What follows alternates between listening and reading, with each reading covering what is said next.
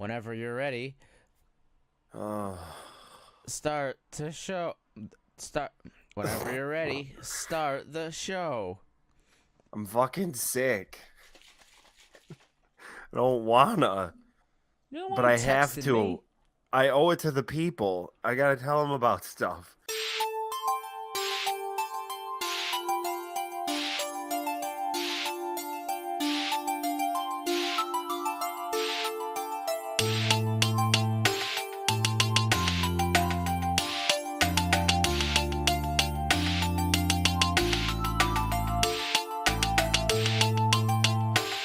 This is the spoiler edition No. of the Jacket Off podcast, episode 51. Are we Yeah. past 51? Yeah. We did 50? 50. We're We past did 50 50. last time. We did That 50. was a real And banger. You complaining about shit? yeah, dude, 5-5 today. There ain't gonna be no complaining. Maybe a little bit. Why would I deny my heritage like that? There is gonna be some complaining, okay? But there's one thing that, for all intents and purposes, I can't complain about, and that is my very extremely recent screening of Avengers Endgame. Wow. So for 10 o'clock a.m., Dylan, 10 a.m. I can't believe you went that early. Oh, you're not going to believe how many other people went that early. Because when I got to the theater, I pulled into the parking lot. I walked in through the mall. Is this a reserve seating reserve seating theater? It's a Okay. Regal reserve seating. And when I got on the app, it colored me incredulous, but I saw not very many blue boxes on the fucking Fandango app, so I was already feeling weird about it. But anyway, I walk into the theater in a pair of track pants You and gotta do my it to super him. dry hoodie Gotta on. give it to him, Brent. It's 10 a.m. I'm like, I'm not putting on a fucking pair of jeans for these people. I'm sick. I'm just going to cruise down there in the fucking rain and I'm going to sit comfortably in my fucking seat for 3 hours. So I'm wearing practically pajamas, streetwear pajamas. So I get in, I scan my Fandango fucking thing. I don't talk to anybody. I don't speak to anyone. I don't look at anyone. I just cruise into the fucking theater, expecting it to be like a row of 5 people, and then that's it.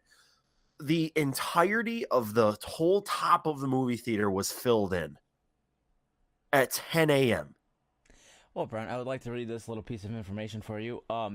Avengers Endgame has now officially surpassed Titanic as the second biggest global blockbuster movie of all time with $2.1 billion just after 2 weekends.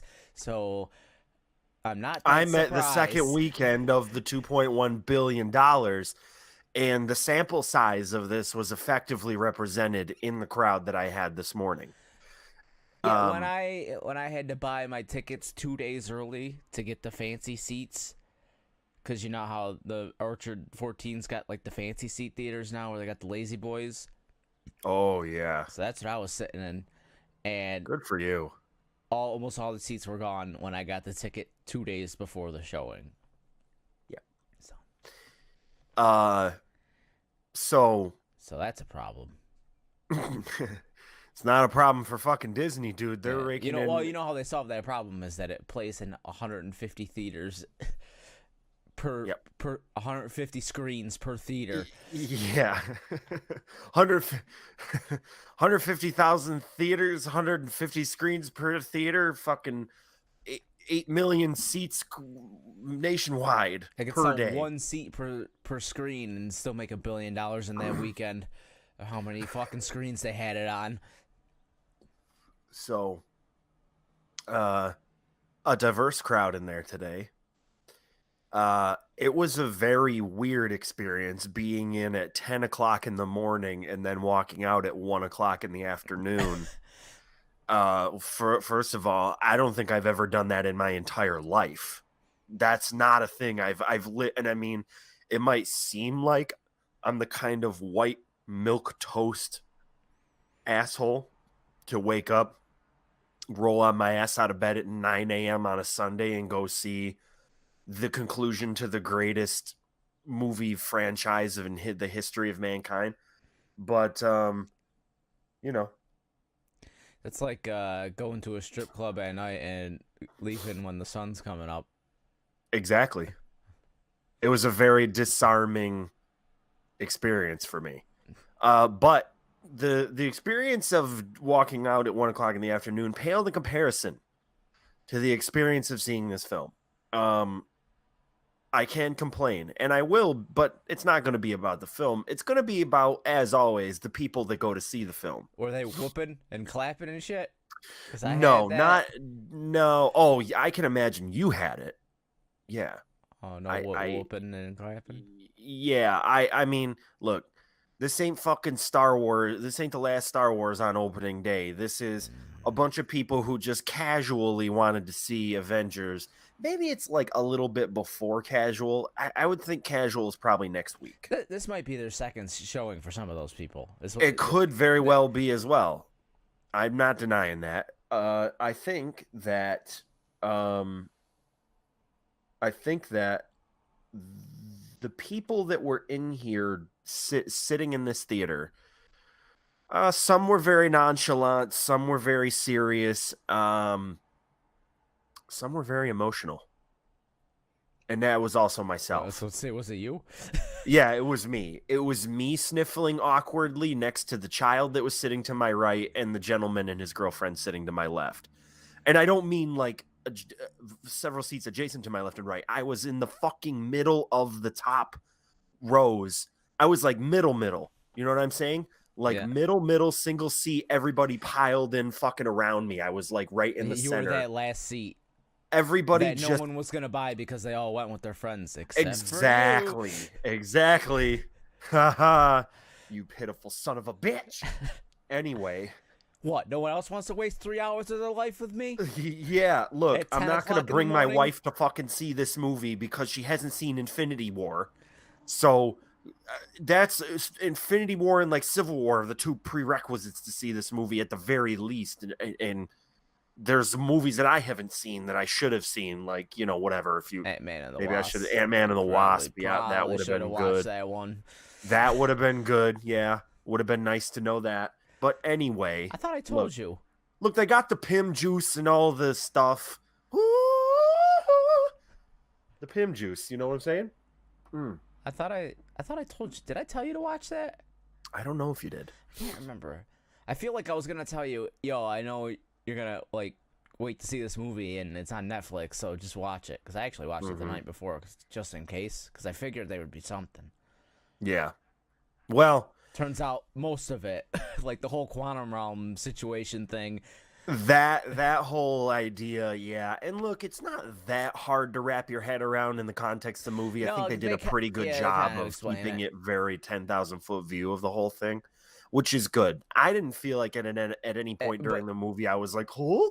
I guess it's more like, well, Ant-Man. Like you realize why Ant-Man wasn't around was because he was stuck in the quantum realm. Because, well, and so at the end, I'll just tell you. There's no reason you're probably not gonna watch it, or if you do, it's already basically been. But at the end, like, he's in the quantum realm and he gets stuck in there because the Wasp, the woman who was supposed to pull him out, they all got dusted, so he was stuck in there. Yeah, which is why he's in the van. Yeah, exactly. Again, not something that really through the course of the movie I was like, I don't get it, I don't know what's going on. Like, I felt pretty fine about seeing Hank come out of the fucking van and go about his business. I mean, I was pretty cool with it. It's fun if you get to see like the end of it, because you're like, he was basically in there for 5 minutes, right? But he was in there for for 5 years. Yeah. So we're in a we're in a post snap world, Dylan. We experienced a snap. We didn't feel so good.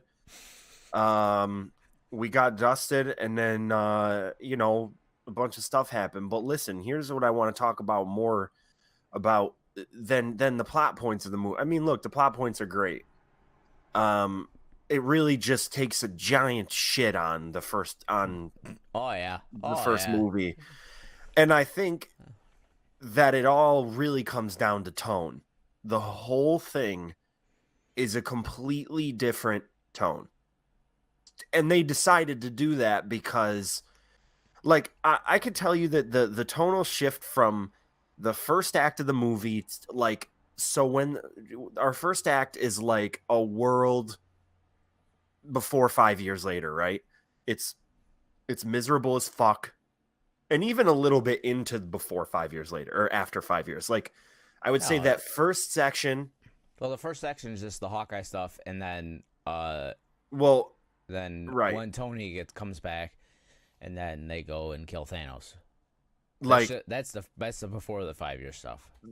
Right, I'm saying that portion. And then a little bit into the after 5 year is where I was just like, I'm cool with this being miserable for 3 hours. Like, I felt like I was so engrossed with how miserable it was and how dark and unbelievably bad everything. I was just like, just keep rolling with this. Come on. I'm miserable. Let's be miserable just together. Keep giving me, because I didn't come in here thinking that it was going to be all sunshine and lollipops. But just but then, as we start ramping up, ramping ourselves up a little bit, then they start to get back into a little bit of the comic relief, which, I think was good, but it's a little hit and miss at certain points. I feel like it was more hit in this movie than it's been for me. It was. Like, I don't think it was as tone 2. deaf as I don't think it was as tone deaf as that was, which seems like it pretty much was.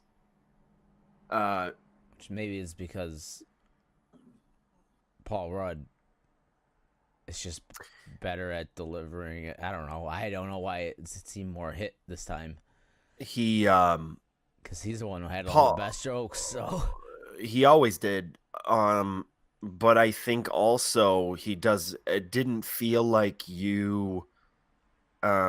He was always that character though. So when, I don't know, because I'm trying to think back to Guardians 2 and why I hated it, because they felt like it had to be a joke every 2 seconds. Right. Where it's like, da, da, da, joke. Ba-ba-ba. Joke. This happens. Joke.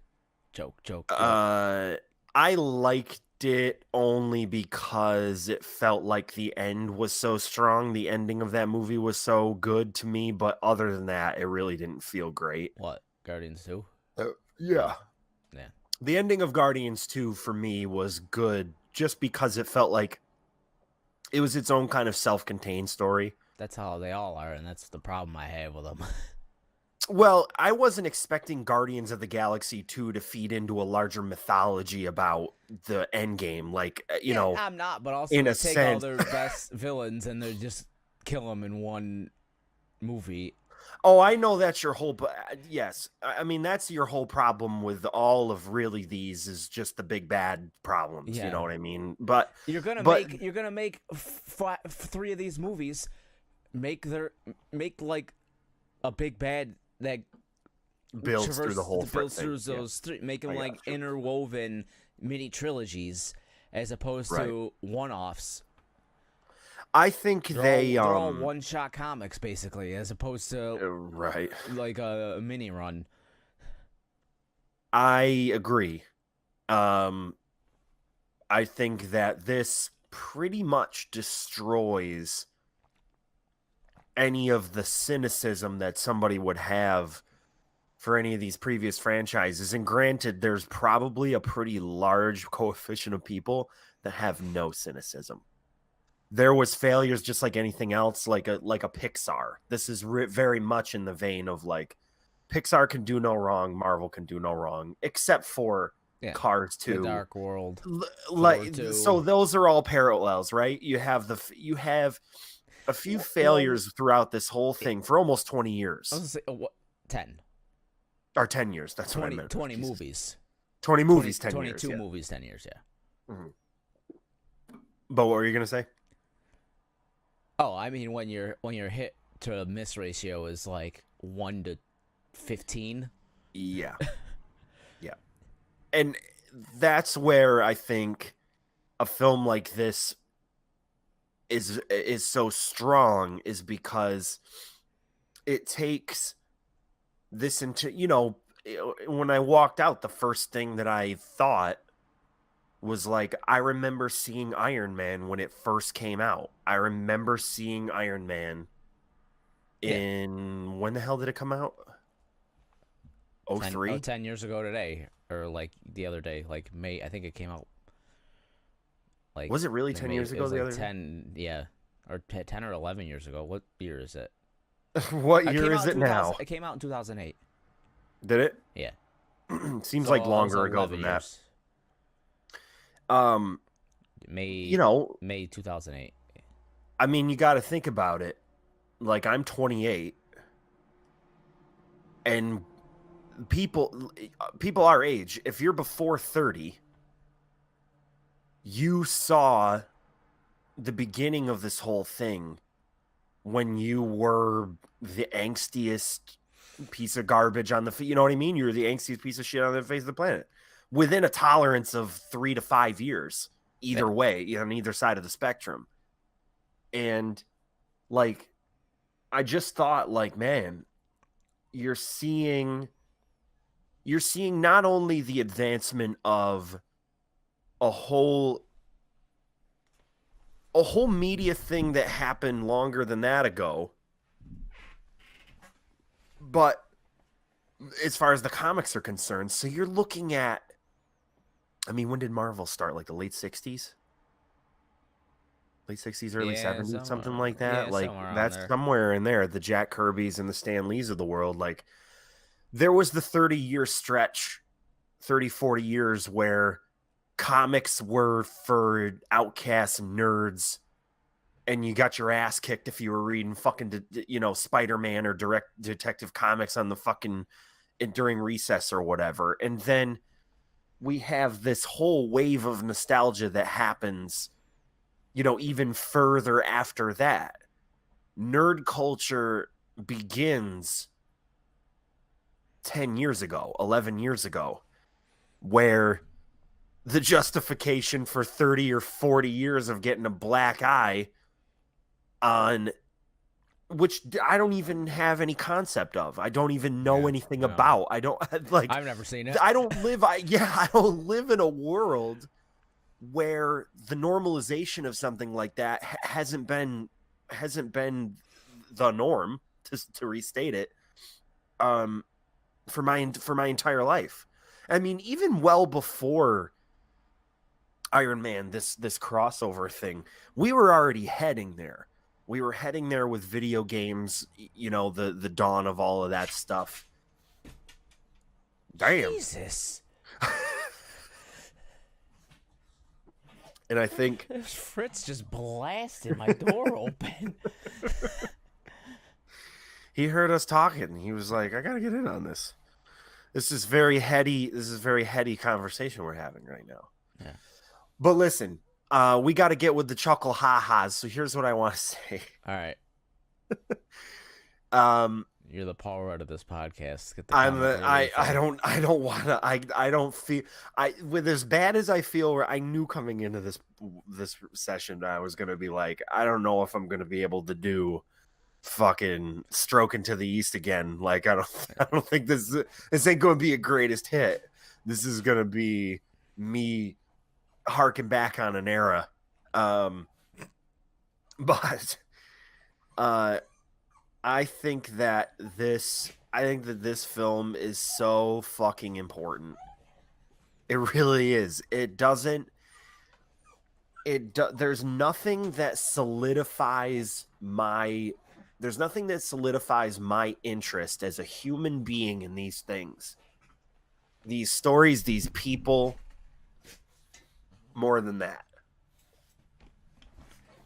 And to see it kind of all get tied up in a nice, neat little bow is kind of weird.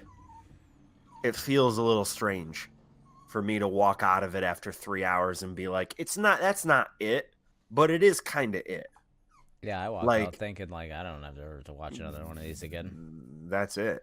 And in many ways, like, that's the success of the movie, because they didn't try to get you for a cash grab. They already did. They got your fucking money. They got everybody's money. But they did us, whether this is a service or not, it's a fucking movie, but they did us the service of saying, you know what, really put a pin in it.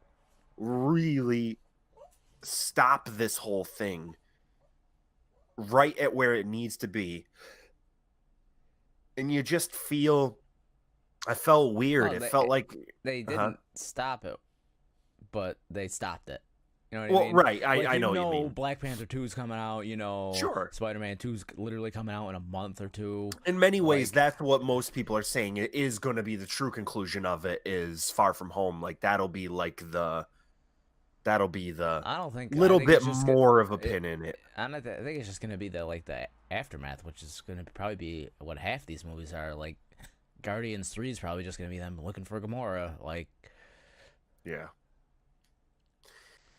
The first couple ones are going to be like the Fallout movies probably of this event. But then there's something else that's going to be happening in the background to build towards another event. So, which I imagine that's how they're going to,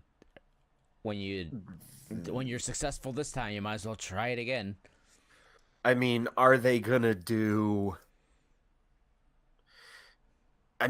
just what are they going to do? What is Marvel Phase 2? I heard maybe Galactus. So they're going to put X-Men in it and then put Galactus back in. They might not even put X-Men in it. That's Fantastic Four. Right. The idea of Fantastic Four is... I thought Galactus was an X-Men, though, too. Or no, wasn't he? Maybe he's not. No. I don't know. Maybe I got confused. Okay. No, it's because Silver Surfer... Galactus is only Fantastic Four? Yeah. Oh, all right. Silver Surfer's he goes to the planet to see if it's worthy of Galactus coming to eat. That's the whole point of Silver Surfer. Right. Which is Fantastic Four. So, who owns the rights now? Where are we at on that whole thing? Disney's got the rights to Fantastic Four? Yeah, right. Fox had them, and when they bought Fox, they got... so we could have this next phase that's going to be this other fucking craziness. Well, yeah, it's got to be universe ending. And he's one of the few villains that... because there's no other reason... Right. That's the point of the Avengers. You should get all the superheroes together to save the universe. And I guess there's it could have been a hint when they were talking about the earthquakes happening on some planet or whatever. Do you remember that when Scarlet Witch was trying to with all the what the fuck are they called? The holograms, when they were all hologrammed in. Captain Marvel.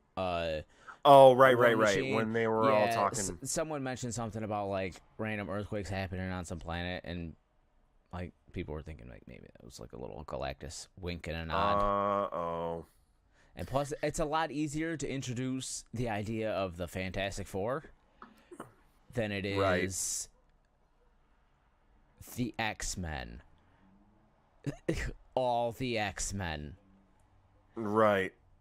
Because the idea of the X-Men is that they're humans that have a gene, I can't exactly remember what it is, but so all these humans around, it's instead of 4 people, it's the possibility of a ton of people. Right. So it just seems weird that up to this point, none of these humans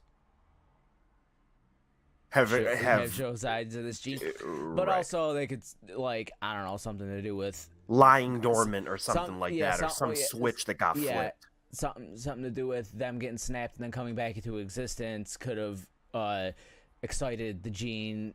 They could play with that kind of stuff. They can also say that the Fantastic Four was up in their spaceship when when they get blasted. Yep. You know how they get blasted with all the gamma rays or whatever the fuck, whatever it is. I mean, is the same thing that happened to the Fantastic Four the same thing that happened to Jean Grey? Is it the same idea? Because Jean Grey got blasted with gamma. I mean, that's the opening to Dark Phoenix. Is when they were in space and she absorbs a shitload of gamma radiation, or maybe it's a like a what the fuck, like a cosmic ray or some shit. I like think that. it's like a cosmic being that takes over her. Oh, okay. I'm not exactly But anyway, sure.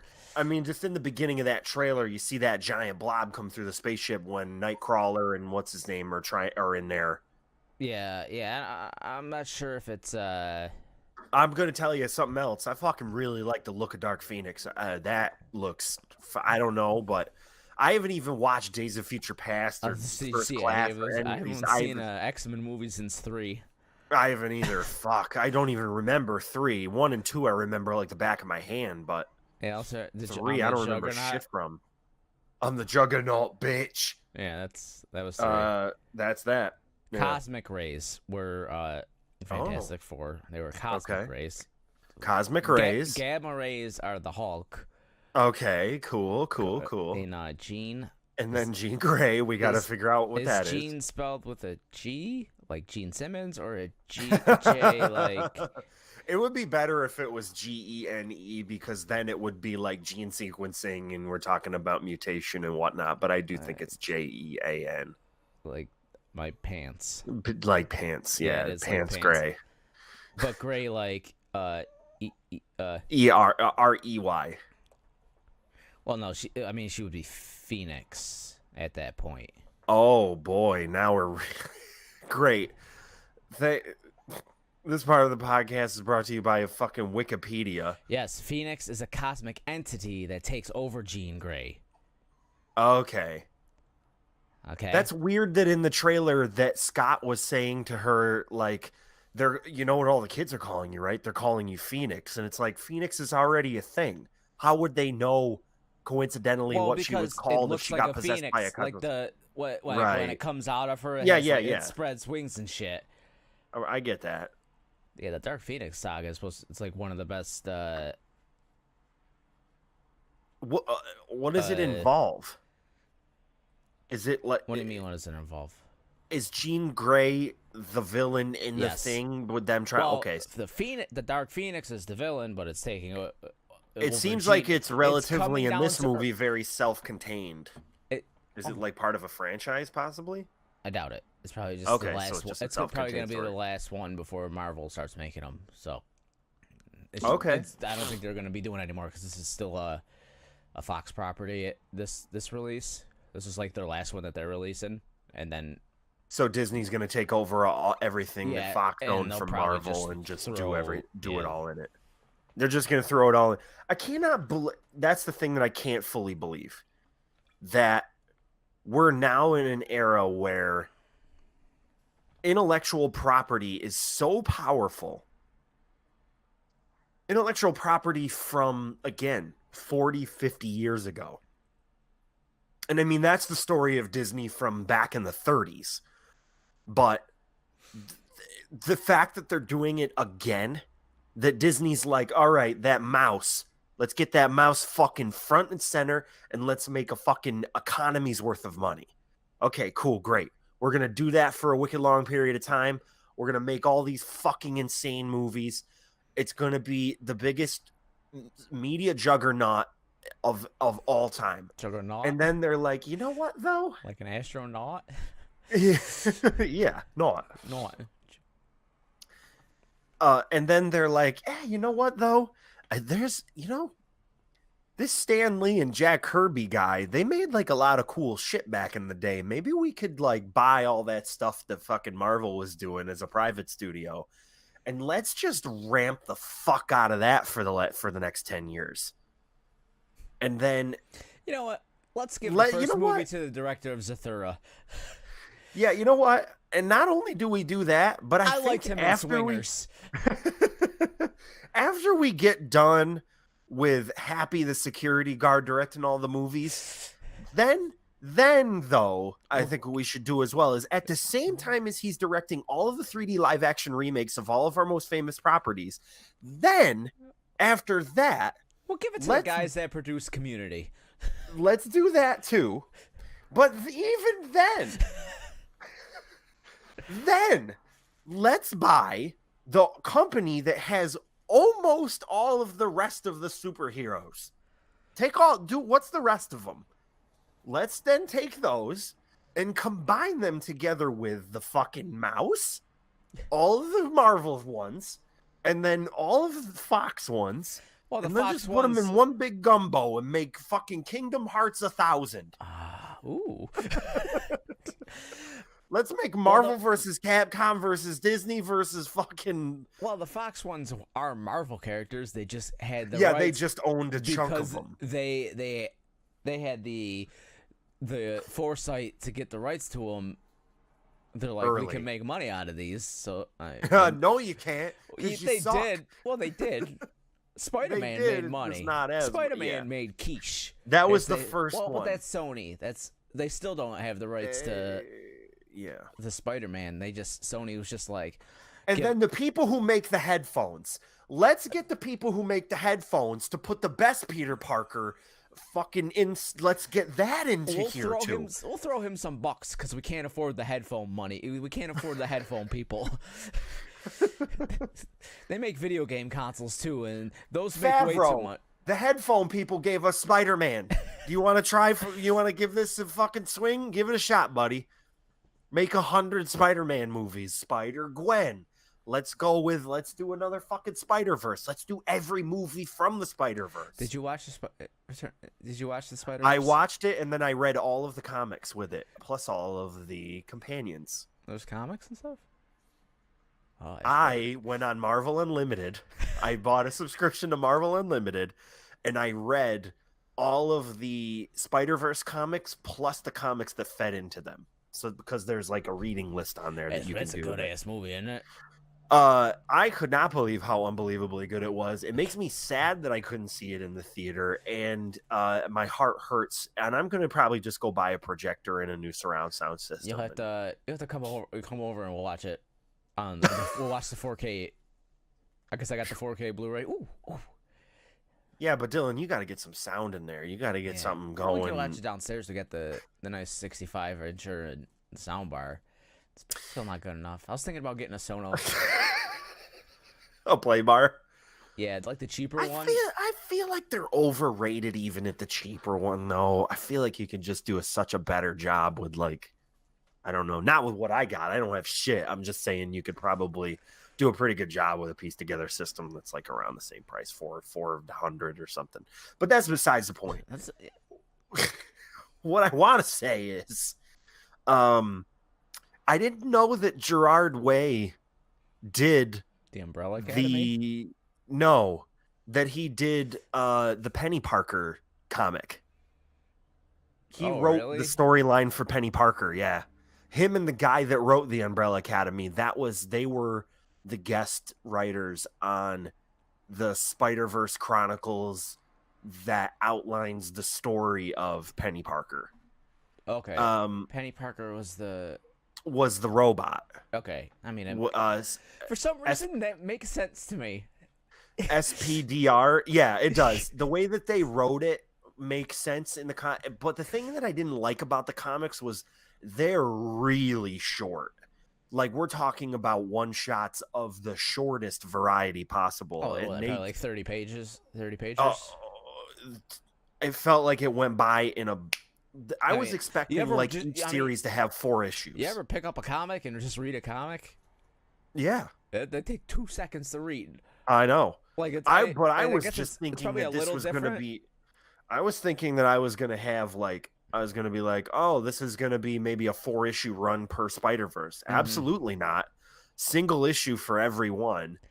But then also reading the lead-in issues helps a little bit too to sort of contextualize things. But I mean, it makes sense because they got guest writers like for each thing, so they probably just here you get this Peter Parker. There wasn't even like the old like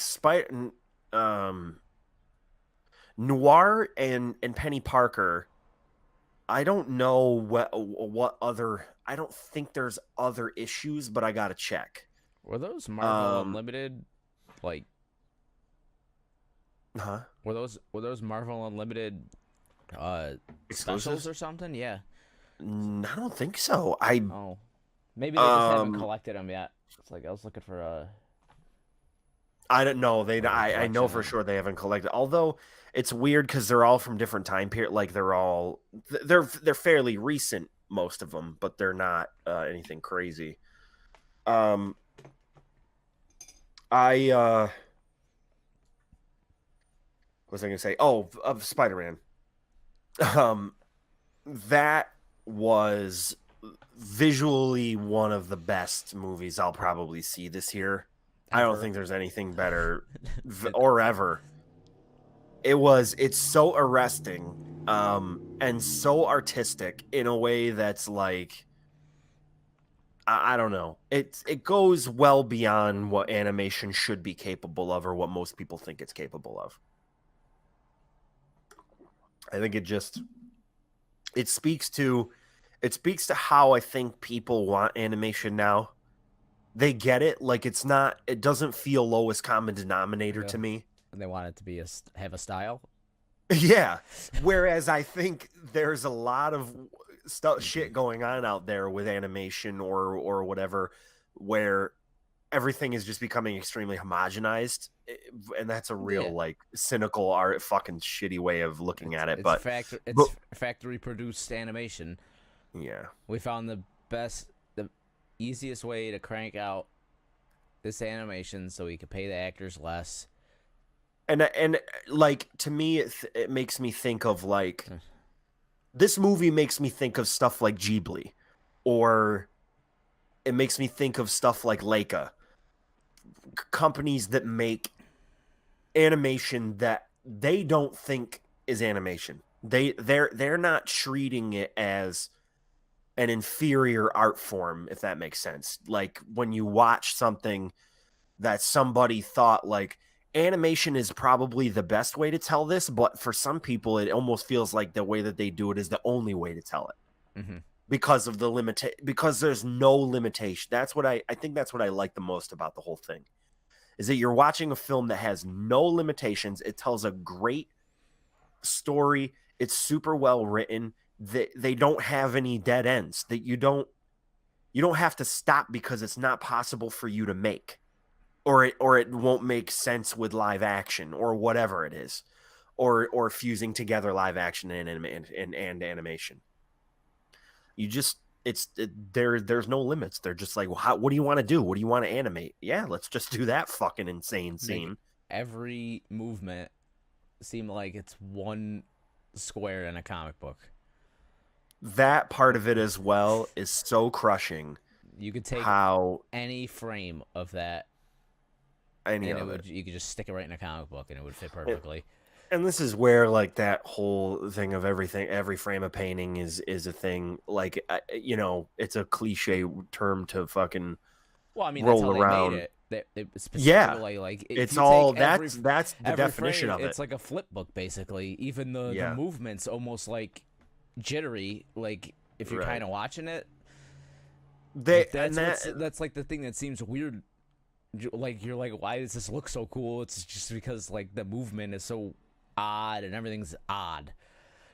it's kind of like it's like the first time I saw Paper Man. Do you remember the Pixar short Paper Man, Yeah. where they employed like a brand new technology using the reason why they called it Paper Man was because they used Render Man, but Render Man is Pixar's back office Yeah. thing. And I mean after that they released it to the public. Like before that nobody knew how it worked. It was a completely in-house software that was used for rendering all their films. But now that people I'm understand sure how it it was a works, Frankenstein of a program too. Like, there's a reason they didn't release it to the public. oh, I'm sure. And knowing the back end of how even the most rudimentary software works. Yeah, especially when it's in house. Like, I'm sure there Oh was a God, button that's like, yo, if you just hold down control and click this button, you get a completely new feature. It's just the only place we could hide it in because we had no other room for it. You needed it right. You needed it right now, so we couldn't make a little button. You had to push it to production, and then somebody gets it on their end like immediately. Like they just reopen the program and it's there. But that's what it felt like. It felt like watching this film was like it was a refresher on what you could do. And in many ways, Love, Death, and Robots is very similar to this too. not in the animation of it, because all the animation styles roughly that they use, there was a couple where you're caught completely off guard, but most of the animation styles we're all very familiar with, but what they did with them was what made them so different. Like that's it's never been a fucking better time to be fucking enthusiastic about this, to be enthusiastic about animation. Like, it felt like if your idea that animation had a golden era, you're fucking high, because right now is the animation. That's when it is now. And I get that people say that the golden age of Disney animation was Snow White through whatever, you know what I mean? There's that. It's, to me, what's possible with animation now is not, it is the pinnacle of it. And it could certainly get better, but I don't think it's going to get more artistic. But that 3D scene in Beauty and the Beast. Oh, baby, with that fucking cell-shaded chandelier. Yeah. I mean, you can see... Come on, dude. Hand-drawn stereoscopic. Rotoscoping, I think. Rotoscoping. What's stereo? Stereoscopic is taking two images, separating them from one another on two frames, and then joining them back together so that the background comes out for 3D. Okay. That's the 3D thing.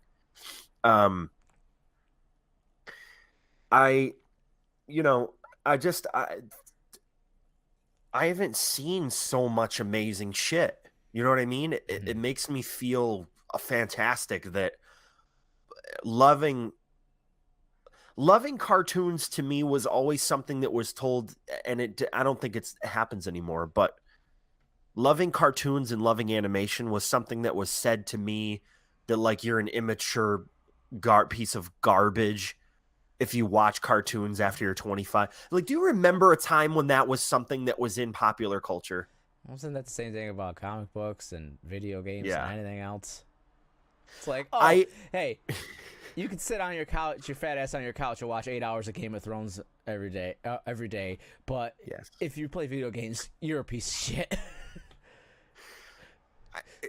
It's a concept that the people who love and appreciate this type of art, and that's the biggest thing right there.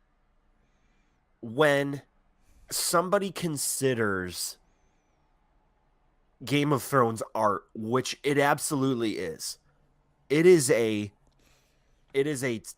filmed work of art.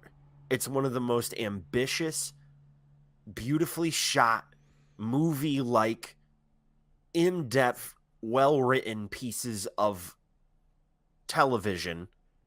And you don't, at a certain point, you don't even want to call it television. We're coming so close to where movies and television, it doesn't matter. Every episode in this last season's like an hour and a half. A fucking movie.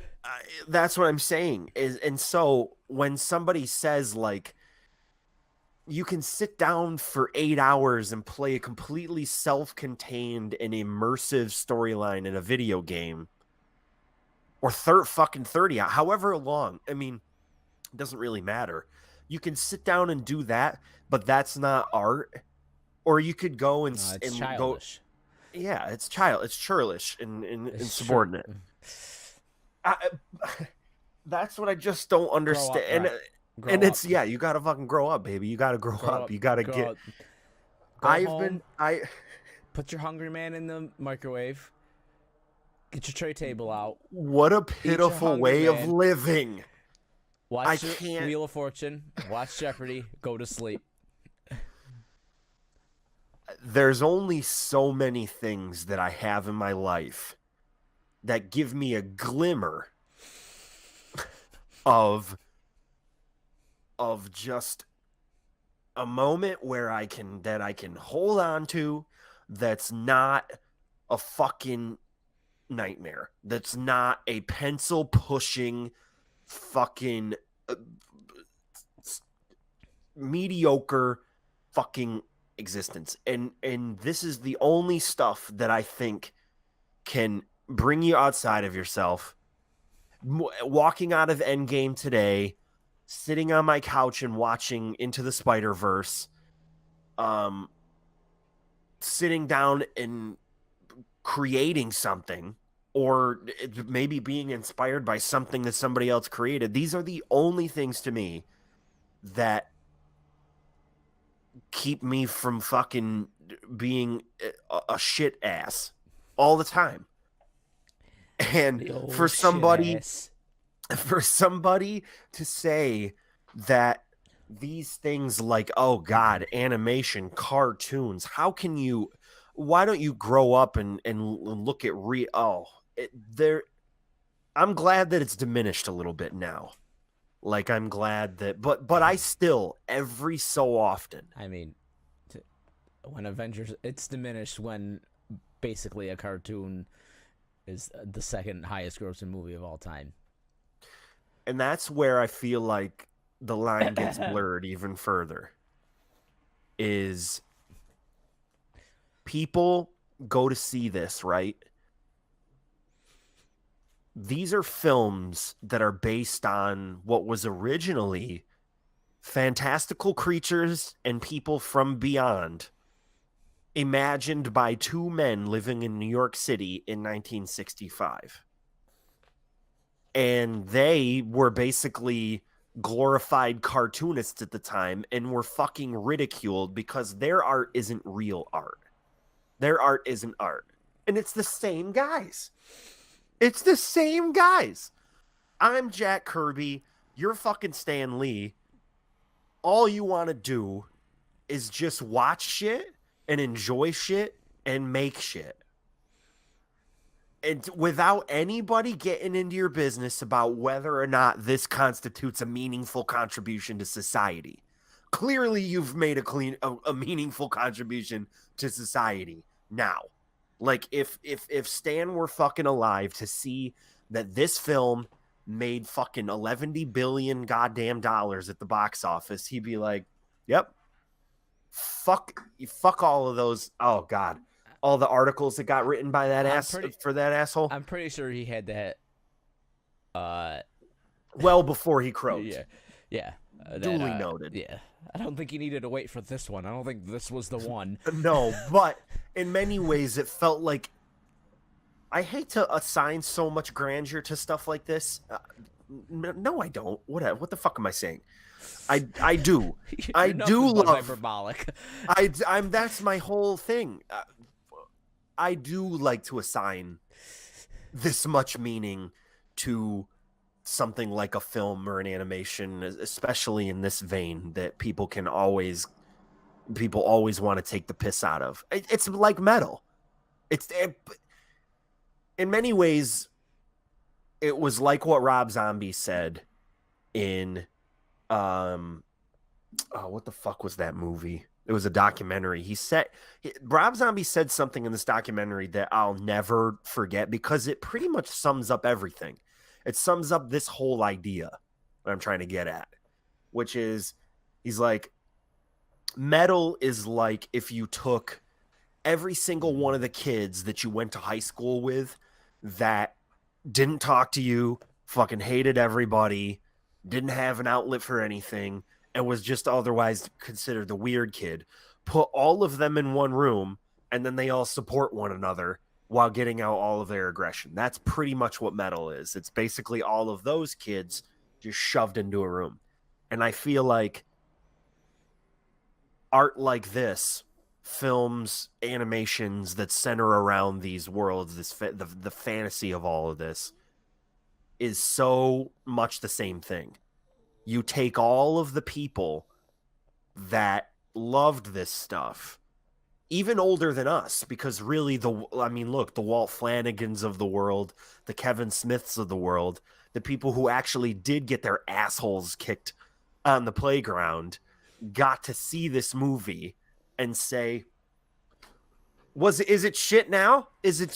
Do I finally get to look upon the unwashed masses and say, finally got the fucking recognition that it deserves? I was reading these stories for 30 fucking years, and finally some middle-aged housewife who who has got a lady boner for Robert Downey Jr. finally gets to go out and appreciate what I've been appreciating for 30 years.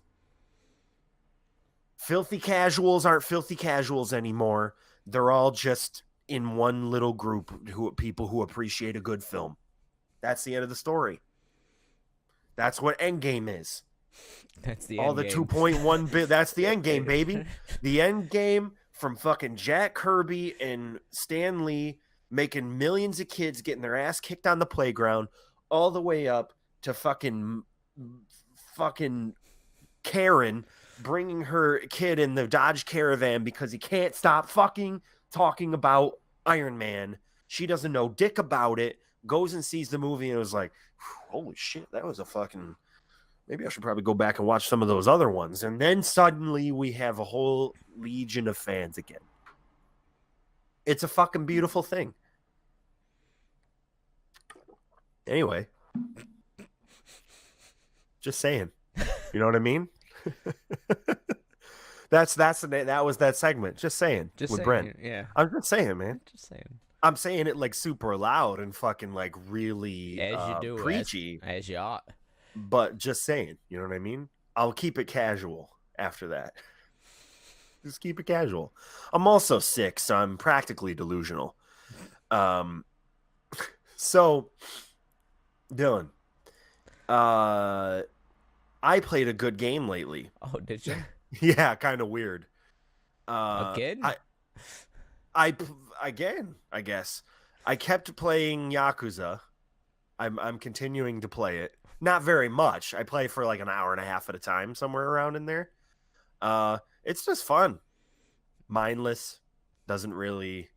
It just feels like Grand Theft Auto. You know, like the fun feeling of playing Grand Theft Auto. Just have fun with it. Follow the missions. Do what you gotta do. Beat up some people. I mean, I feel like it's totally up my alley as far as I'll probably never finish it, but it's just fun to play. I mean, just in general. And I think that's really it. I haven't really had a chance to... Yeah. I really had a chance to play anything. I've had a fucking rough week. I know. I really have had a rough week. A fucking really bad week. But Avengers made it good, man. It made it good. I feel like it took me... That's, like I said, it's what the best art does. It fucking just ejects you from your horrific reality and puts you back into your place. Just go see it again. That's a nice 3-hour ejection. Dude, there was nothing more immersive than just like feeling that emotional and then feeling like, you know, a 3-hour movie lasted for like an hour and a half. Like, there's just nothing more immersive than a film like that. Just walking out and just being like, what the fuck do I do now? The only way I knew it was 3 hours because my ass was hurting by the end of it. Oh, yeah. 100%. But for me, it just felt fucking unbelievable how time flew by like that. I mean, look, Dylan, I went and saw fucking Phantom of the Opera on Saturday. And that flew by faster than this film, but in a way that was still good. It's just, you know, art is art. I know you can see Phantom of the Opera. Thanks Last for the minute, invite. dude. Thanks for the invite. Yeah, let me just invite you a year ago when I didn't even get myself invited to this thing, and then a fucking coworker calls me and is like, "Hey, you're semi-important enough to include on this. Would you like to go see Phantom of the Opera?" I was like, all right, dude. Just give me a call. My ass would have What do I pedal owe to the metal. It was one ticket. Baby. That's all we had. There was no other seats? I don't know. I have no idea. Oh, now you don't know. Now he just doesn't know. It wouldn't have been near me. I can tell you that. Our whole row was fucking asses and elbows. I didn't say I wanted to be near you. I just said I wanted to see Phantom of the Opera. I mean, look, if you really wanted to see Phantom of the Opera, it probably should have been a year ago when this particular coworker was organizing this whole thing, where you'd be like, I think I want to look at some Broadway. I mean, look, how long ago did you plan Aladdin? Not that long ago. I mean, a couple months, give or take. Yeah, maybe. Before the Yeah, if that. maybe 3. I mean, and look, the tickets for this were really good seats, and they cost a lot less Wait, where money did you than go what these see it? seats Proctor's. What the hell's Proctor's? It's a theater up in Schenectady. Oh, okay. They bring the tours of all the. Yeah, They bring yeah, the yeah. I first run know, I tours know, there. I know. Yeah, but this production of it was exquisite. I mean, If it's like look. I don't have anything to compare anything to because I'm a cultureless swine. Like I don't. compared to Despite the my Avengers, pontification about culture, I don't participate in it. Um, so this was fucking captivating and amazing and gothic and meatloafian in nature, if I yeah, dare yeah. say. Yeah. If I had to guess where Meatloaf got his style from, was probably Phantom of the Opera. Dude, it was so fucking metal. Dude, the two of the versions of the Phantom of the Opera theme that they did sound like John Carpenter made them. I think they used a different cut. Like they did the normal one. Like The the Carpenter cut. orchestra did the organ, but just the regular dun dun dun dun dun, the normal one. But then they had this super synth wave one that was like, wow, it sounded like the Carrie theme I feel or like the that's always been Christine in it. theme. The 80s one? Yeah, yeah, yeah. But I mean, I just figure if it was like but the original version, like he couldn't have been like, let's put a fucking. I feel like it's always been metal. The original, well, yeah, no metal, I get, but I'm saying that one of the versions that they played during the show felt like it was John Carpenter. You know what I mean? Like it was like a John Carpenter version of the Phantom of the Opera theme. Like it sounded like the Christine theme, whereas it has the 808s and the real Andrew Lloyd Webber. Andrew Lloyd Webber, yeah. Phantom. Yeah, it was the theme, right? Yeah. This should play through my headphones. No, dun, this is yeah. Dun, dun, dun, dun. Does it have the weird drums in it? Yeah, yeah. It's got that gated reverb line. drums. Yeah. Oh no shit. Okay. Okay. So I just didn't realize that. I just didn't realize that that theme was so badass. That version of it. It says single album version, so I don't know. Yeah. Oh, maybe it's from the movie. No, maybe that was it because the movie might have came out in the 80s, didn't it? Or somewhere in the 2004. late 80s or. Oh, that's real late. Damn. So maybe it was just that it kind of embodied that style somewhat, or like maybe they shifted. It depends. I mean, it depends on what production it was. Well, this said it was a brand new production. Okay. Like, so the one that I was seeing was a very new production of this, and you could tell by what the stage set pieces were. They were very technological, like in terms of stage presence. Like there was a lot of magic going on. I wonder if it was based more on the film. The film was a Joel Schumacher film of Batman fame. Oh, dude, I forgot to tell you. Fathom Events, which is the people that do the single night showings of that stuff, they're doing all of the Batman films in May. And dude, I want to go see Batman Forever in theaters so bad. I think it's like, I'm gonna have to look it up, but I was, when I saw that, I was like, oh my god, please tell me it's coming to this theater because I have to see it. Can you imagine? Oh my god, dude! I like that. That'd be a just a return to form. Back to back with Batman and Robin. That I think they're all on. Let me just see. Here's Fathom. Oh, it's May 12th. Okay. Let me see if it's coming to the area, and we'll plan accordingly. Or if it's coming to your area, we'll plan accordingly. It might be Destiny does a lot of them. They got it. They got it at Crossgates, so I would think that Destiny will probably have it too. They're doing a showing at 1 p.m. on May 12th, which is next Sunday. Sunday. See the bat nipples at Crossgates. And Batman Returns. What? You should. Yeah, I would bet you that probably Destiny fucking Destiny USA is probably gonna have, or whatever the fuck that thing is called, Carousel, whatever you want to call it, it's gonna have all of the showings of it. But yeah, I was captivated by that. I feel like I want to, because fuck the ballet, Dylan. Like, you see the Fathom Events thing, and it's like, come and see the fucking Philadelphia Orchestra or the ballet or some shit. It's like, I don't want to see that. And then they're like, come see Batman Forever. It's like, yes, Get him. oh yeah, Yeah, 1 p.m., dude. yeah, dude. Let's go tie one on at fucking Margaritaville at noon and go see fucking Batman Forever. Wait, is it playing in the IMAX?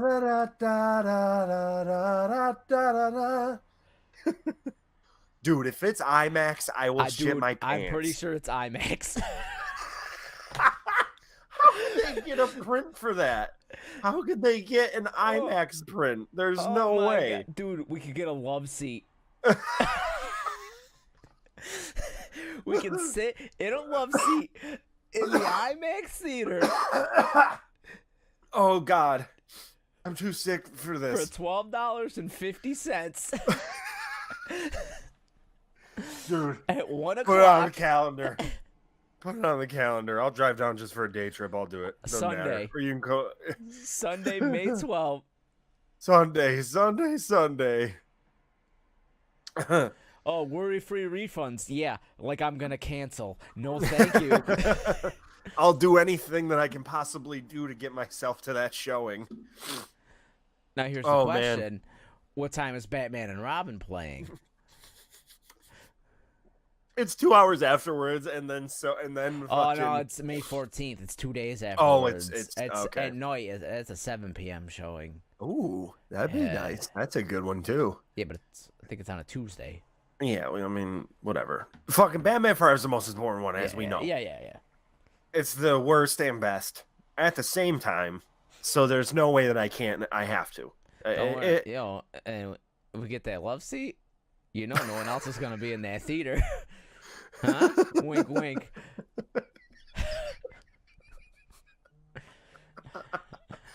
Yo, so on this episode of the podcast, we talk about. On this episode of the podcast, talk about how we accidentally gave each other a reach around in Batman Forever. The end. It's not that great of a Back it off story. forever. Yeah, let's do that. So look, I don't know what more I have for you. I'm sick. I'm completely delirious. I just don't know what's going on in my life. Coming out of this movie today, I was depressed, and then I watched this movie, and I was like, it was amazing, and now I'm probably depressed again. I don't know what the fuck is going on. I'm just an emotion. Don't think about how bad Infinity War was, and you won't be so. Yeah, that's true. That's true. That's real talk.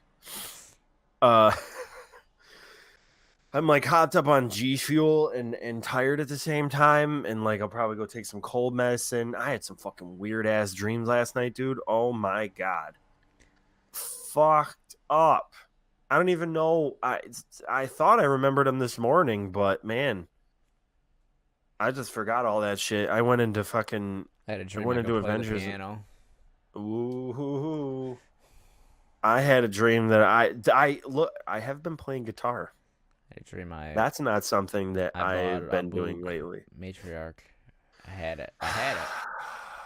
It was there with me, Brent. I had it. What if I buy one? What would you say?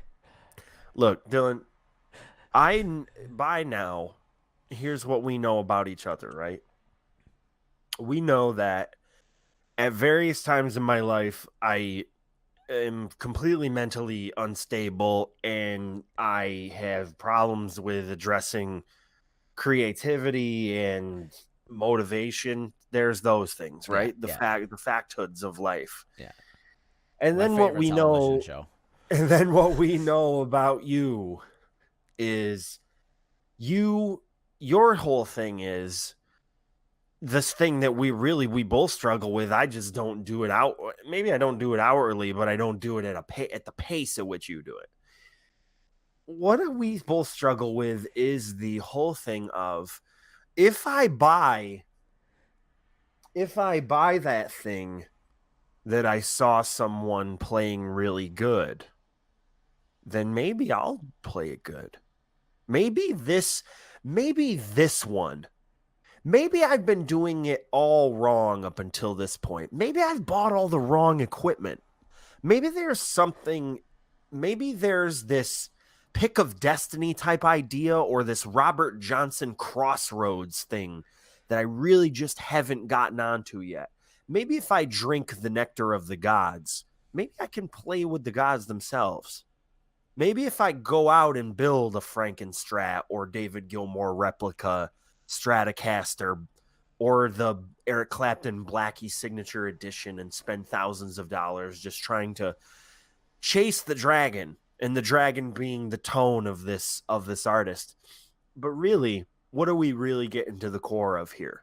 What we're really, really talking about is two mediocre musicians that at the fundamental level both know enough to write a riff, a little diddly, learn another song, perhaps cover that song in its style and format, maybe perhaps put a small beat together.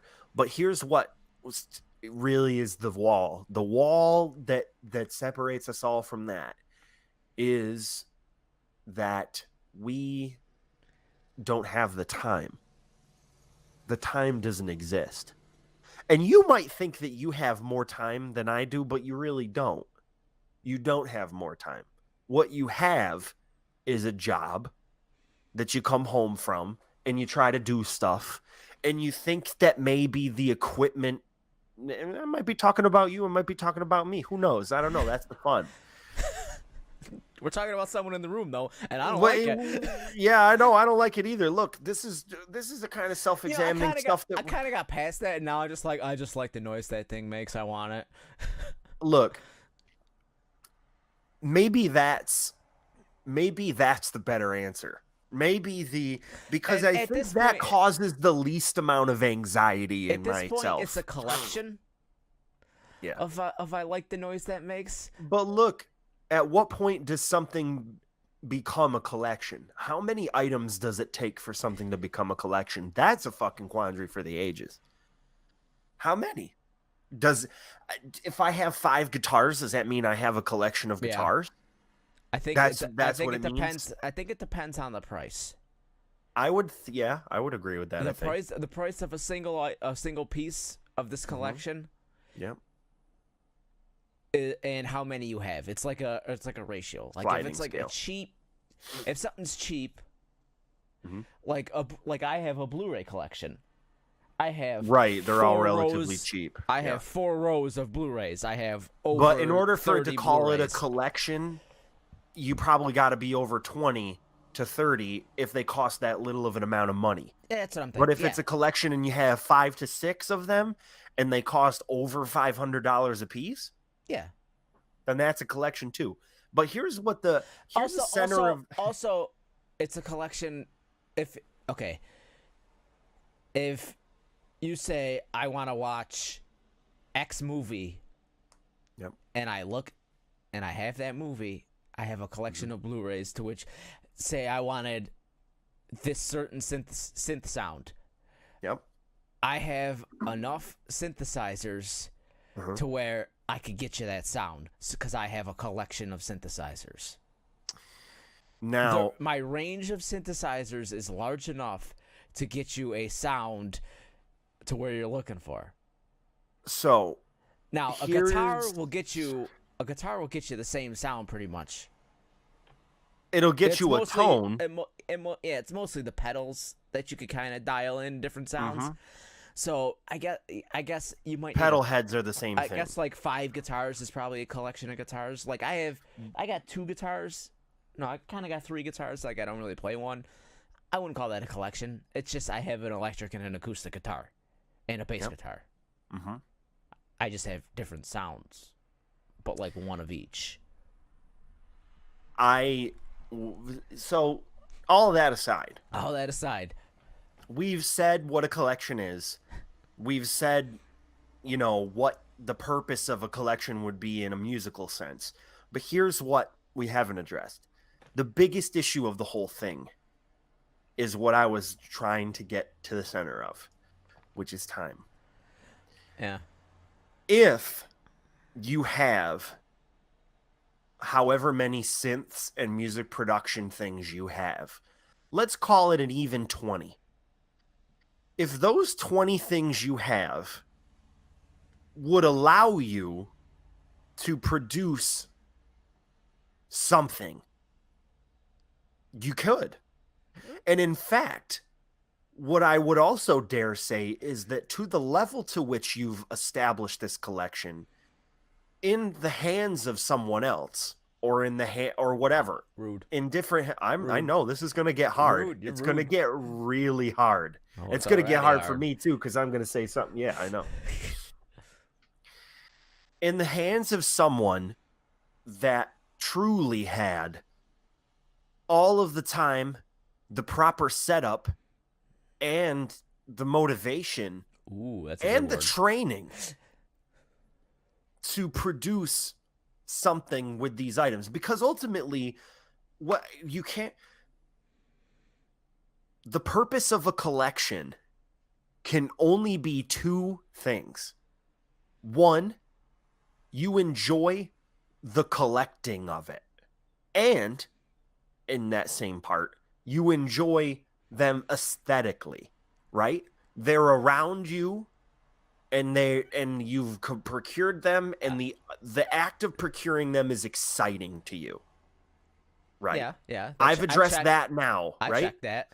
But what Do I'm you going to check say that? is, Do you even have a collection? You got a collection of musical instruments. I mean, I do, but at the same time, I think that they don't fall into the category. Well, yeah. I mean, I would say that I do. But here's where I would draw the line on it. I think that when I look around at what I have, I realize very quickly that the person handling the collection of instruments could probably, with the right wherewithal, I should give this to somebody else, someone worthy. Yeah. But the other thing is too, though, here's the thing that's important to discern. Why did you buy the first thing you ever bought? Because the first thing in a collection is because of those same two reasons. I like it aesthetically. I want it around me. I want it in my life.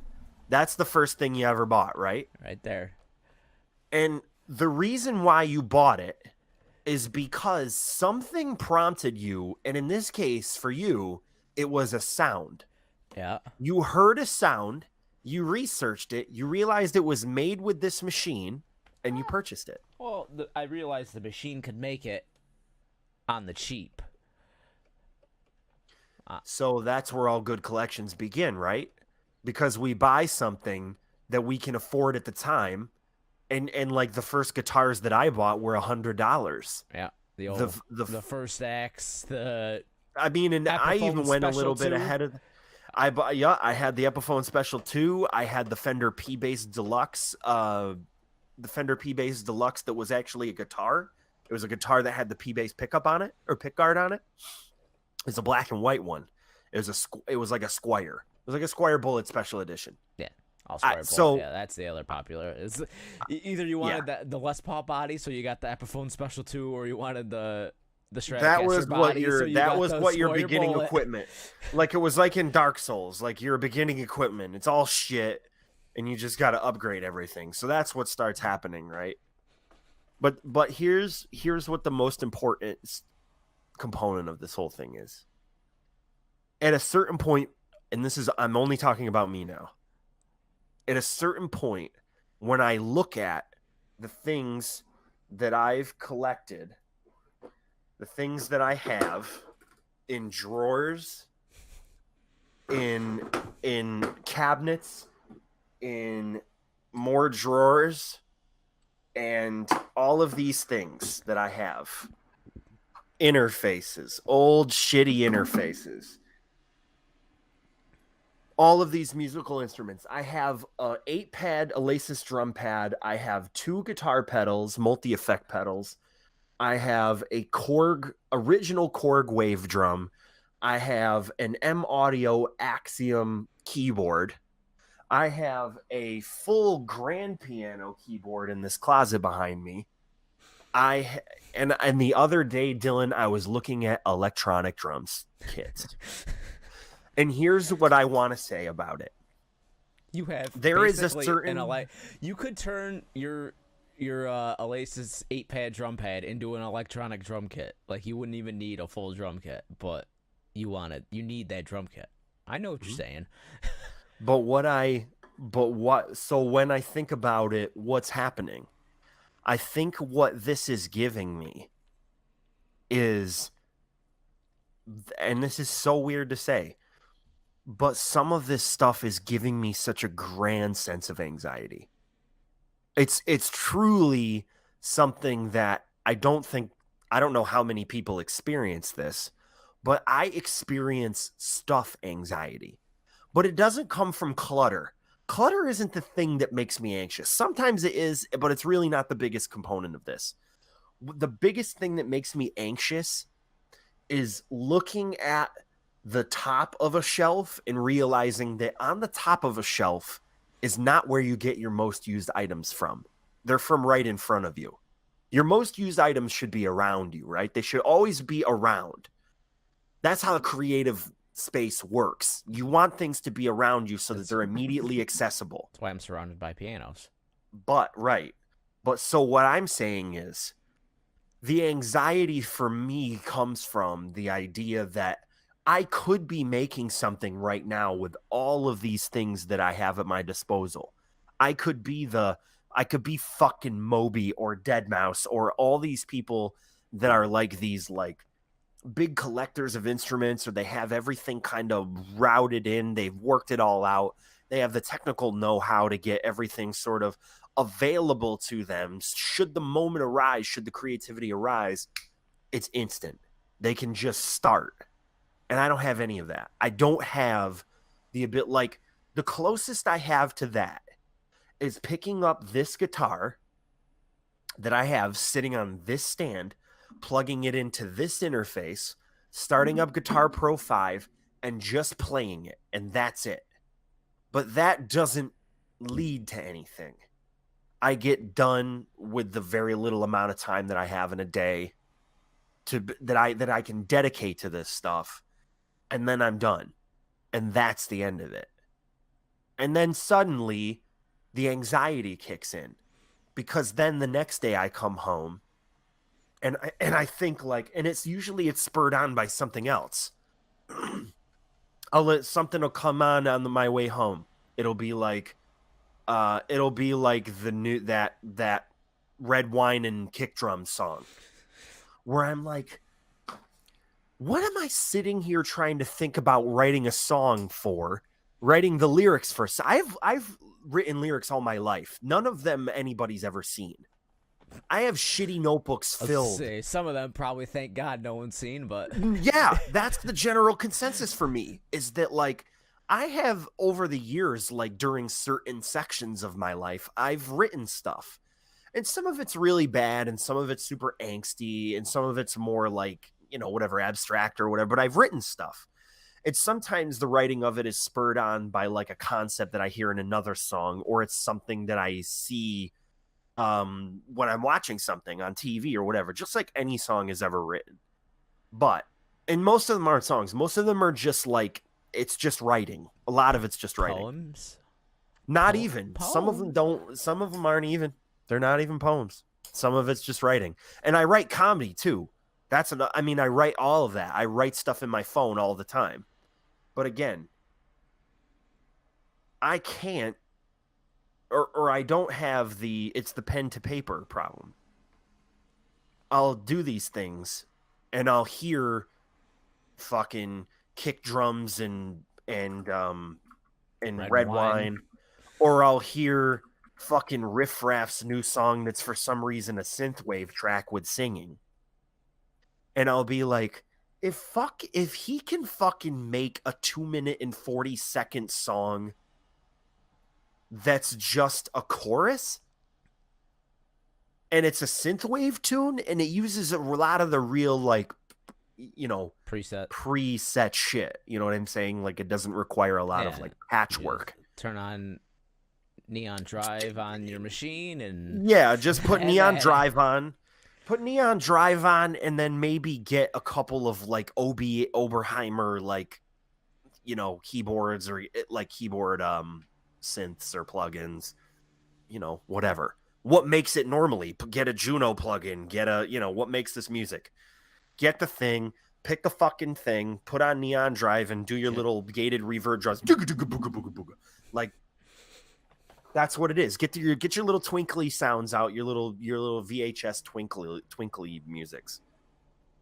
But what I'm saying is that as formulaic as some of this stuff gets, I can't even get that far. Can't even follow the formula. Because I can't, because I think I have this this unattainable perfectionist thing that doesn't allow me to create something bad. I have to push really hard to make something bad. Like when I did the first mix, the first, like, because the thing that I've been wanting to do for a really long time is to just create 45 minute to an hour mixes of music that I just want to do, that I just want to mix. That stuff that I feel like fits well together tonally and in the same, you know, BPM range. Create fucking Brent and Friends, Diplo and Friends, whatever the fuck it is, for an hour and just sit there and feel it and really do it. But it's bad. But the thing is this is the first time where I've ever made something where I put it out because I needed it to go out and I needed somebody to listen to it and I needed it to be bad. And but then that still doesn't allow me to then sit down and make a bad song. I just can't. Like, if it doesn't get from A to B in a certain period of time, I'm discouraged immediately. It doesn't, you know what I mean? It just instantly disappears. It's because you don't have time. This is back to that whole time thing. You don't have time to fumble around. Your time that you do have, it has to be used. Yeah. It has to be perfect. The time segmented. Yeah. No, not even that. Not segmented. Like, you don't have time to fumble around. No, I don't have time to be blindfolded in the fucking dark. I don't. It doesn't exist. And in many ways, the best musicians that we've ever heard, the things that inspire us to create this stuff, did that for a really long time. The Virtual Riots of the world, they fumbled around probably more than anybody else. Because Led Zeppelin didn't really fumble around. They fumbled around in the sense that, like, they had to learn how to make music, but they could already play stuff. You plug the fucking guitar in and it makes a sound, and then you learn how to play the sound, and then the fumbling around really just comes from what's this next lyric, or what's the next bridge, or what's this, and what's the notes. That's that. But the fucking, like, Virtual Riots, it's like Carl Sagan. In order to create a fucking peanut butter and jelly sandwich, first you got to create the universe. So, Virtual Riot, in order to create a song, first you have to build the system. The system to create the songs comes before the musicianship to create the songs. So that's where the fumbling around comes in. In the dark, just blankly just looking at patches, building, researching, going online, figuring out in a time where there was, you know, very little on YouTube to sound like somebody, but you don't want to sound like somebody. You want to sound like you. You want that video. What the fuck does you sound like? You want that video to sound like you. How do I find this mystical platform 9 3/4 fucking YouTube video that's like the Oracle from the Matrix that says, here's how to sound like you. I've examined what you sounds like, or I've looked into the future and know what that is. Yeah. Here's your YouTube video on all the patches, all of the fucking DAWs, all of the VSTs, all of the recording equipment, and all the instruments that you need to sound like you. Just write the song, baby. After that, you're good. It's fucking turnkey after that. You're good. You got it. I'm waiting. Are you going to give me the thing that says sound like me? Are you going to show me the video? Look, here's the long and short of the whole thing. You got to be you. You got to be the video. You have to be you. And more importantly, Dylan, you got to find the time to be you. And for me, what that might come, all of this might come to a head. Who knows? But what all of this really comes down to is there a certain point where me continuing on the path that I'm continuing on, and it doesn't really, this is more in a musical sense, like whatever path I'm on, which right now is like a dirt road, it doesn't really seem to have any discernible end, beginning, or dimensions to it. But is there a certain point where I should stop and say, is this a diminishing returns? What is the real reason why I collect all this stuff? What's the real reason why I sit down and I try to do it? Is it because it makes me happy just to do it, no matter what the outcome is? Or is the only way that I'm ever going to be happy is to produce an end result that I'm happy with? That's the biggest component. Like, I know that none of this is going to see a wider audience, right? Which is what the purpose of most people's creative endeavors is. Like, it needs to be, you need to be recognized. You need to have some sort of recognition. But is there a certain point where I just say, if I don't have recognition on it, then maybe that's freeing, or maybe that's even worse. Who knows? Who knows what the right answer is? There isn't one. You did 51 episodes of this podcast. I think you can write a 3-minute song, Brent. Well, so that's right. That's the funniest part, because I think there's so much of my self that I don't recognize as having created something, because that's what we're doing now, right? The act of continuing this conversation, this dialogue that you and I have had for 50 episodes, 2 years, is that in many ways, this is something that's created that nobody watches. But again, if you're already at diminishing returns, who cares? What I'm saying is that I think I fail to recognize that like 50 episodes of a podcast is something, you know what I mean? Or like getting on my guitar and playing for an hour and a half every night is something. Having the occasional DJ gig or being able to make an hour-long mix, no matter how bad it is still something. So is that enough to keep going? Is that enough to say, like, as long as my expectations are reasonable, is that what it is? Like, and the goals are always really lofty. I think that's the other problem. That's the thing, is that I set up all of these things. Like at the beginning of this year, you and I were like, look, let's do an album. And to me, it sounds 100% possible. It's just, what kind of album is it? Is it a fully realized, fully beautifully produced record? It's probably not. It's probably the electronic equivalent of a garage band. It's probably song EP. If it's just that, and we dedicate whatever little amount of time that we have to trying to do that, life seems to get in the way. It always does. Life just gets in the fucking way. But I have to have something. I have to look at this guitar, that drum kit, that piano, and say, look, people with a lot less musical talent than I have become a lot more successful than me by doing the exact same thing that we're talking about. And then on the other side of it, the people with extreme musical talent have done this with much less equipment than I have. When you watch fucking Attack make their first record, which pretty much changed the face of metalcore forever, and the style at which they conducted themselves, they did it with a fucking Akai MPC, the cheapest one, and a shitty keyboard, a fucking M-Audio shitty keyboard, and fucking Ableton or Pro Tools or whatever the fuck they use. And then that's it. They did it. Guitars. Get the guitars out. Get the heaviest fucking patch you can put. Trent Reznor makes most of his guitar patches on Guitar Rig. That's how he makes his guitars. His guitars come from Guitar Rig. I watched it. It all comes from Native Instruments stuff. He endorses them just like anybody else. He just makes them. He just goes on and puts racks in and makes and most of them are textural and atmospheric and whatever.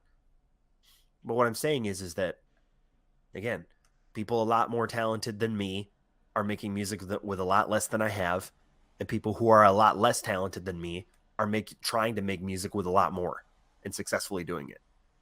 Like maybe Daddy bought me all my synths, and I'm just sitting around fucking. I can go for a synth, Daddy. Yeah, Daddy, you gonna get me another synth? You gonna get me a fucking? You gonna get me a matriarch? I think I need to be galvanized in some way. I think I live my life having to have something beyond a deadline. If there's a show coming up, like a gallery show, I have to sit down and make something. But there's times where I'm so creatively blocked, I have no fucking idea. I can't go any direction. And I'm good at too many things. And not good, I mean just that I can do. Serviceable. I'm a fucking service. Like, I'm serviceable on graphic design, being an artist, being a musician, a vocalist, a DJ. I'm serviceable on all these things. I can throw a good party. I can be charismatic. I speak well. I can turn it on. Don't hurt your arm patting your own fucking back, Brent. Jesus. With the kind of mental fucking anguish I find myself in because of these issues, I think the least I can do is give myself a little shot in the arm, give myself an accolade every once in a while, and say, you can do it, buddy. You got some, you're like staring in the mirror. You're it. You're a good person. You're a smart person. And damn it, you can do this.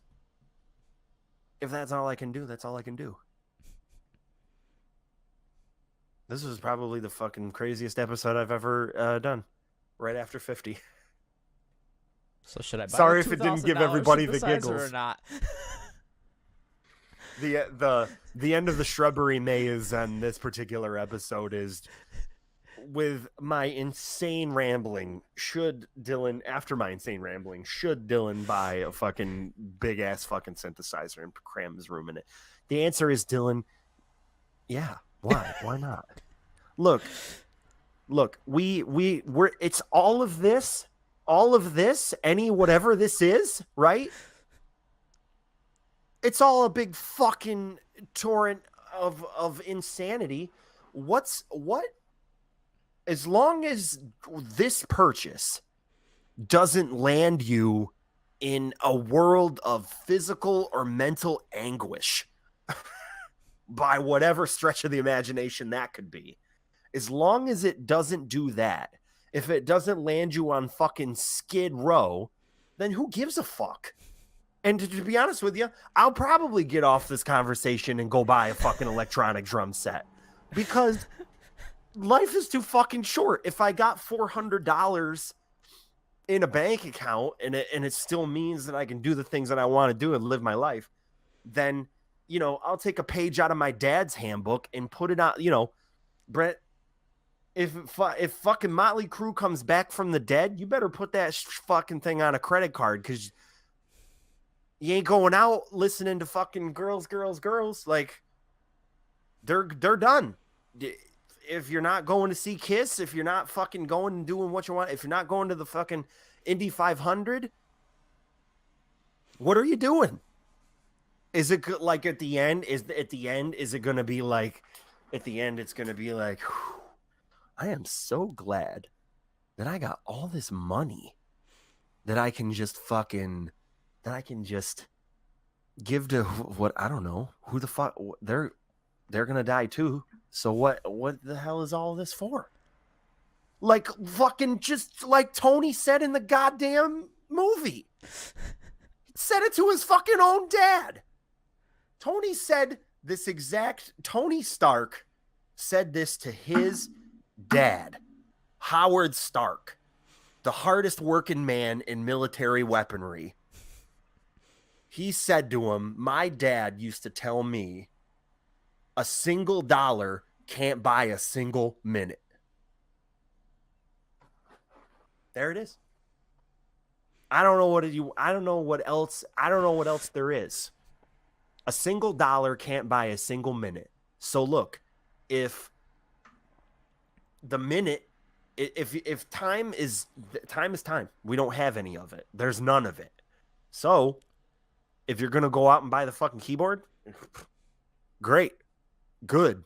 As long as your time isn't spent being miserable about the fact that you bought the fucking keyboard, because then that would be doing yourself a disservice. Yeah, then I wouldn't have. Yeah, all right. That's what I'm saying. But really, as you know, as obtuse as that sounds, you know, there's not, as long as nothing ruins you, as long as you're not. But I think it was just a joke question. I don't even remember. I want to tell. No, this is not a joke, Dylan. This is real. This is real life. And after this, I'm probably just going to go clean my house and watch a ton of YouTube.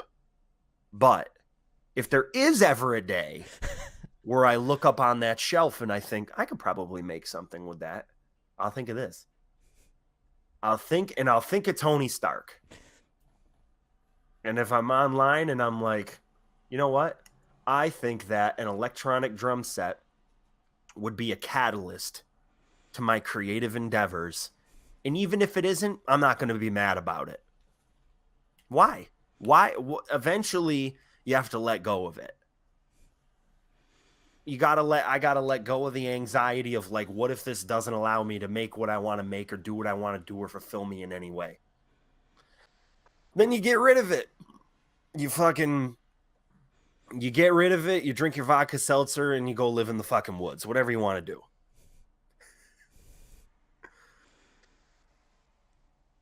This is the end.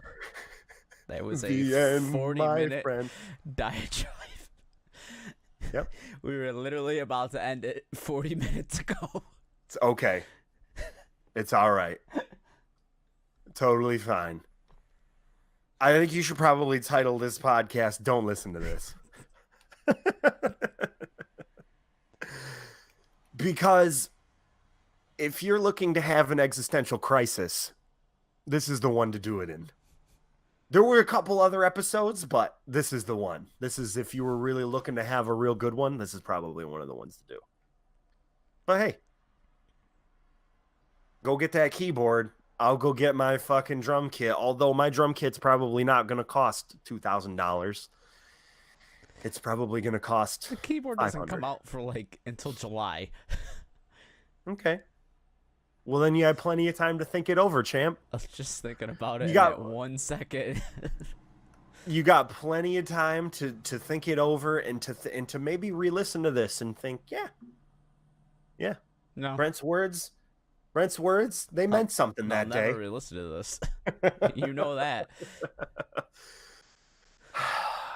This unlistenable podcast is available to you in audio form in the description below. And I would encourage you, if you wanted to maybe not run your car off the road while listening to it, probably not listen to it. But that's up to you. Avengers was good. Spider-Verse was good. Life is good. That's the Jack It Off podcast.